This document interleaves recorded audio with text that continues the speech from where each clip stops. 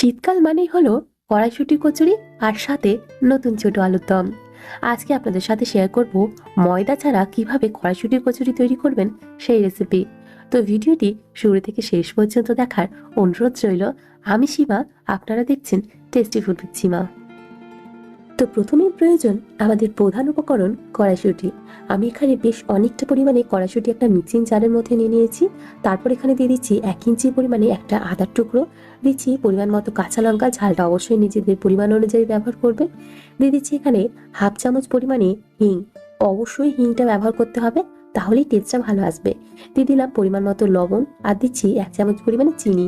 এখন সামান্য একটু জল দিয়ে এর একটা স্মুথ পেস্ট তৈরি করে নিচ্ছি।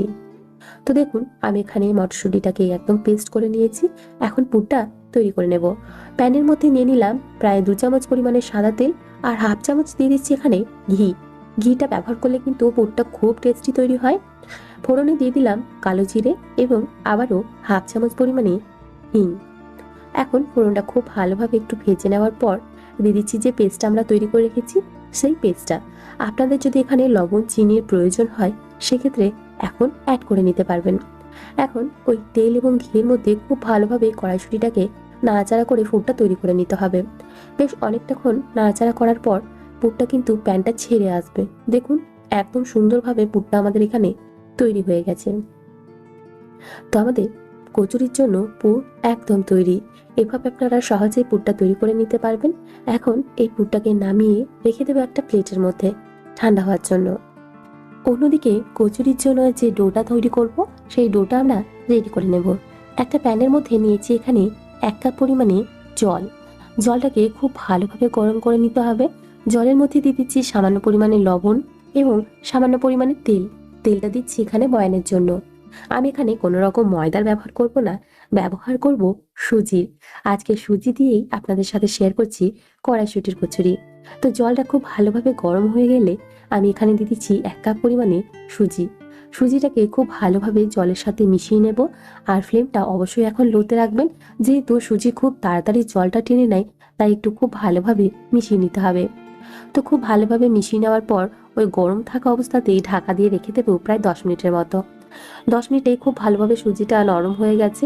এখন একটা বড় পাত্রের মধ্যে সুজিটাকে নিয়ে নিচ্ছি। এখন সুজিটাকে খুব ভালোভাবে ম্যাশ করে নিতে হবে, আর গরম থাকা অবস্থাতে কিন্তু সুজিটাকে খুব ভালোভাবে মাখতে হবে। প্রথমে যেহেতু ভীষণ গরম ছিল, একটা স্প্যাচুলার সাহায্যে মেখে নিয়েছি। তারপর হাত দিয়ে খুব ভালোভাবে মেখে একদম স্মুথ তৈরি করে নিচ্ছি। একা সুজি দিয়ে কিন্তু কচুরি তৈরি হবে না, তাই বাইন্ডিং এর জন্য আমি এখানে দিয়ে দিচ্ছি হাফ কাপ পরিমাণে আটা। আপনারা চাইলে অবশ্যই ময়দার ব্যবহার করতে পারেন। আমি যেহেতু কোনো রকম ময়দা ব্যবহার করছি না, তাই আটা দিলাম বাইন্ডিং এর জন্য। এখন খুব ভালোভাবে সুজির সাথে আটাটাকে মেখে নিচ্ছি। মেখে একটা ডোতে পরিণত করেছি। দেখুন, একদম সুন্দর ডো আমাদের এখানে তৈরি।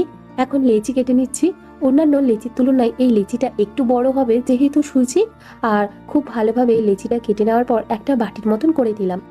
তারপর যে মটরশুঁটি পুরটা আমরা তৈরি করে রেখেছিলাম সেটা দিয়ে দিলাম পরিমাণ মতন। অতিরিক্ত পুর একেবারে দেবেন না, তাহলে ফেটে কিন্তু বেরিয়ে আসতে পারে।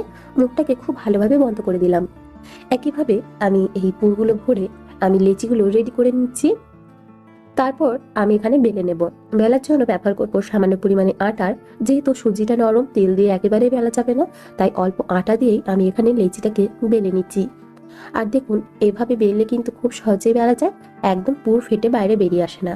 আমাদের একটা কচুরি বেলা হয়ে গেছে। এইভাবে আমি বাকি কচুরিগুলো বেলে নেব।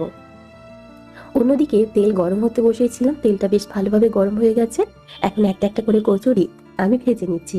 দেখুন, তেলের মধ্যে দেওয়ার পর সাথে সাথে কি সুন্দর ফুলতে শুরু করেছে, আর কোনো রকম ভাবে কিন্তু ফেটে যায়নি।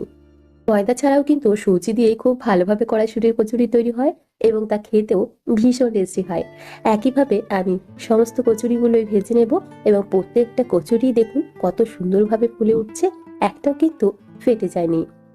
তো আমাদের কড়াইশুঁটির কচুরি একদম তৈরি। এখন পরিবেশন করে নিচ্ছি।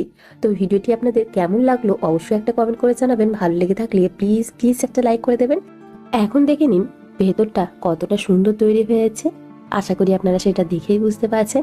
আজকে তাহলে এখানেই বিদায় জানাচ্ছি। আবারও হাজির হয়ে যাব অন্য কোনো দিন অন্য কোনো রেসিপি নিয়ে। ভালো থাকবেন, সুস্থ থাকবেন।